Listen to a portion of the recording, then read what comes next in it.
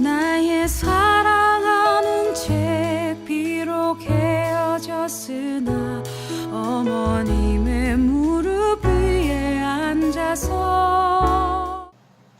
네, 오늘 본문 8월 17일 본문 사도행전 27장 27절부터 44절 말씀.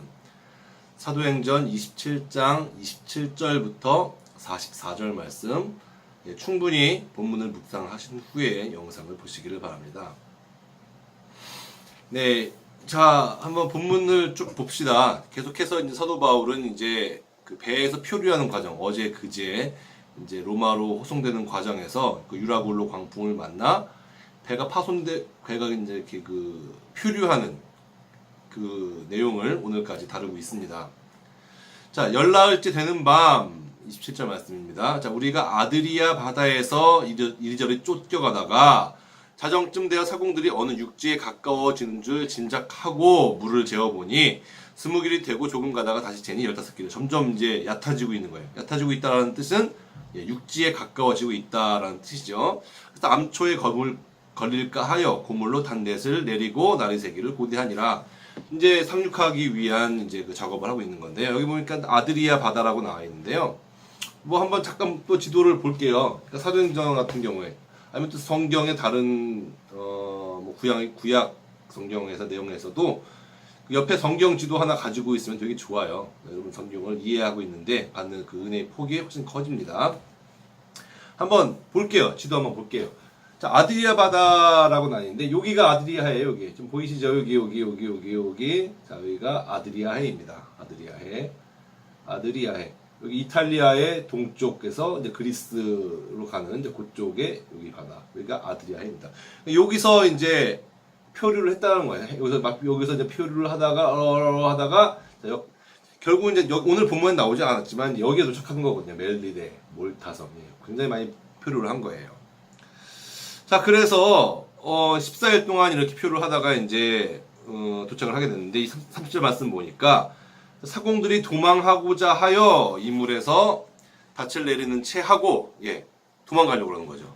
거기 군인들이 같이 있었잖아요. 근데 몰래 도망가려고, 자기만 살려고.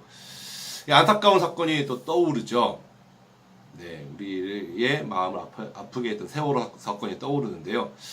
이때나 그때나 이 변함이 없는 것 같아요. 자기만 우선 살면 된다. 네, 이때의 사공들도 지금 그러고 있습니다. 역사는 반복되는 것 같아요. 사공들이 지들만 도망가려고 이제 이걸 닻을 내는 척 하면서 옛날 배 보면은 배에 이제 그 조그만 돛담배 같은, 돛담배가 아니라 그 노젓는 거룻배가 있잖아요. 그 영화 타이타닉 영화를 보더라도 나중에 이제 그 보트를 타고 이제 그 구조를 기다리러 이제 보트를 타고 피신을 가는 장면이 나오는데 그와 같이 그 구명정이 조그만 보트가 그 배에 실려 있었던 거예요. 그걸 타고 이제 가려고 했는데 자, 근데 이제 바울이 그렇게 얘기를 하는 거죠. 이 사공들이 지금 도망가려고 하고 있는데 이제 배에 있지 않으면 분명히 죽을 거다. 라고 해서 이제 군인들이 그거를 도망 못 가게 끊어버린 거죠. 떼어버리니라 라고 나와 있습니다.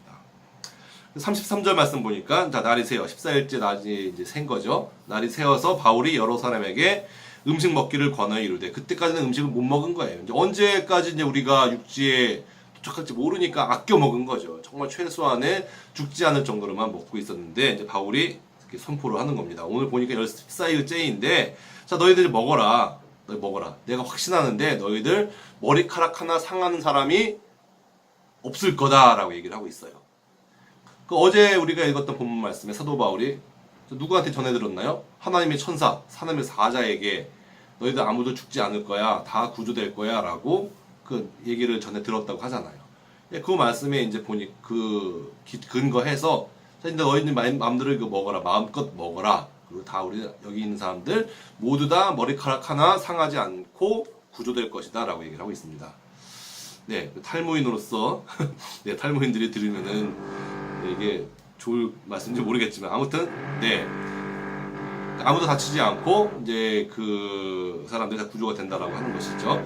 사도 바울이 보니까 굉장히 그 위기 상황 가운데에서 14일째 되는 것을 사도 바울은 이 배에 그 승무원이 아니었었어요. 승무원이 아니었고 그냥 죄수였는데 14일째 표를 하고 있다는 거 다 계산을 하고 있었고요. 이 배에 탄 인원들이 276명이라고 정확하게 기록이 되고 있습니다. 대단한 사람이에요. 머리가 굉장히 보통 사람이 아닙니다. 진짜 오늘날 태어났으면은 진짜 뭐래도 뭐 지금도 세계 역사를 바꾼 사람이긴 하지만 정말 대단한 사람이라고 하는 것이죠.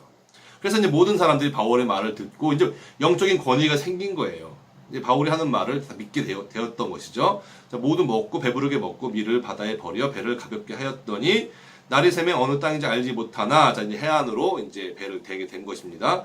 그래서 이제 42절 말씀. 자, 죄수들이 군인들이 이제 도망갈까 해서 죄수들 다 죽여버립시다. 라고 이제 얘기를 했는데 군인 그 호송하는 군인들 입장에서는 그런 생각이 들 수도 있겠죠. 얘네들이 지금 로마로 압송되어 가고 있는데 그 중에 이거 죽으면 안 되니까 그냥 아예 죽여버립시다 도망가기 전에 이렇게 얘기했는데 백부장 그 군인들의 리더 뭐 중대장 뭐 대대장급 되는 거예요.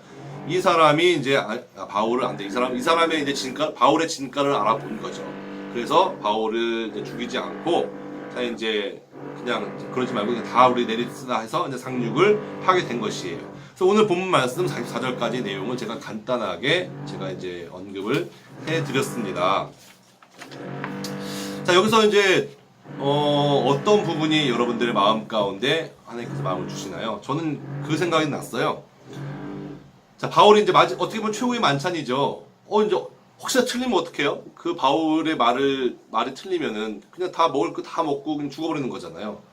그때 저 구약의 한 장면이 머리에 떠올랐습니다. 바로 엘리야와 그 사렙다 과부의 이야기인데요. 엘리야가 사렙다 과부의 집에 갔어요.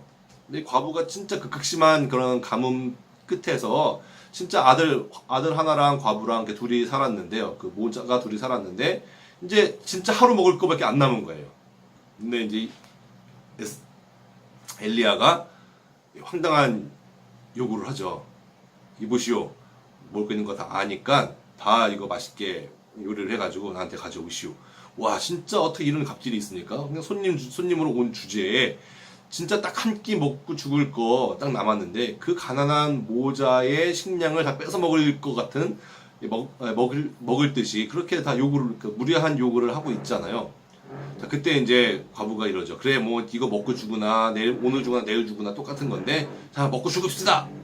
결국은 그래서 이제 그 과부가 남아있는 이제 식량을 가지고 이제 요리를 했는데, 어마어마한 일이 일어났죠. 마르지가 않는 거예요. 그 쌀독으로 칩시다. 그 쌀독이 마르지가 않는 거예요. 네. 자, 이와 같이 하나님께서 어떻게 보면 우리에게 무리한 요구를 좀 하는 것처럼 보일 때가 있어요. 하지만 자, 믿음은 그러한 벼랑 끝에 몰린 상황 가운데에서 자라는 거예요. 자, 우리가 그 안주할 곳을 가지고 있으면은 사실 하나님을 믿는 것보다 그걸 믿는 우리 만약에 그것이 우리의 통장이 되었다. 자, 우리 예금 통장이 됐으면은 그 통장의 잔고가 넉넉하면은 우리가 제대로 잘 믿는 것 같은데 그렇지 않아요. 믿음은요 이렇게 좀 급박한 상황 가운데에서 요구되어질 때가 많거든요. 그때 하나님께서 우리 믿음을 시험할 때가 많은데요. 자, 그때 과부도 그 엘리야의 말을 듣고 그래 그럽시다. 그냥 이거 다 털어놓읍시다 하고 모든 걸 던졌을 때 하나님의 놀라운 축복이 임했었죠. 자, 마찬가지입니다. 사도 바울이 자 이거 남은 식량 다 오늘 먹어 치웁시다. 자, 내일 반드시 구조될 것입니다. 라고 얘기했는데 여기 배에 탄 사람들이 모두 그 말을 옳게 여겨서 그 말을 들었잖아요. 그래서 어떻게 되었어요? 저는 다 구조가 되었습니다. 이와 같이 무리한 상황처럼 보이지만 하나님께서 우리의 믿음을 시험하시기 위해 아니면 또 다른 축복을 주시기 위해 자 우리를 이제 벼랑 끝으로 몰아가시는 경우가 있는데 이럴 때 우리가 믿음을 지켰으면 좋겠어요. 우리가 믿음이 약해져서 그냥 도망가는 것이 아니라 하나님께서 끝까지 우리의 삶을 책임져 주시는 그런 분이심을 그런 선하신 분이심을 우리가 믿으면서 자 우리가 더욱더 하나님의 뜻을 분별하면서 자신의 그 몸을 던질 줄도 아는 그러한 사람이 되었으면 좋겠습니다. 역사는 항상 이런 사람들에 의해서 초계같이 자신의 목숨을 던져서 그러면 그 한계 상황 가운데 자기를 끌고 가는 사람들에 의해서 변화가 되었습니다. 여러분들도 하나님의 자녀로서 그런 믿음의 사람으로서 그렇게 이와 같이 자신의 그 생명까지 아끼지 아니하고 또 이제 그런 한계 상황까지 자기를 이끌어가서 하나님께 대한 전적인 의존과 믿음을 가지고 살아갈 수 있는 그런 귀한 하나님의 사람들 되시기를 축복드립니다.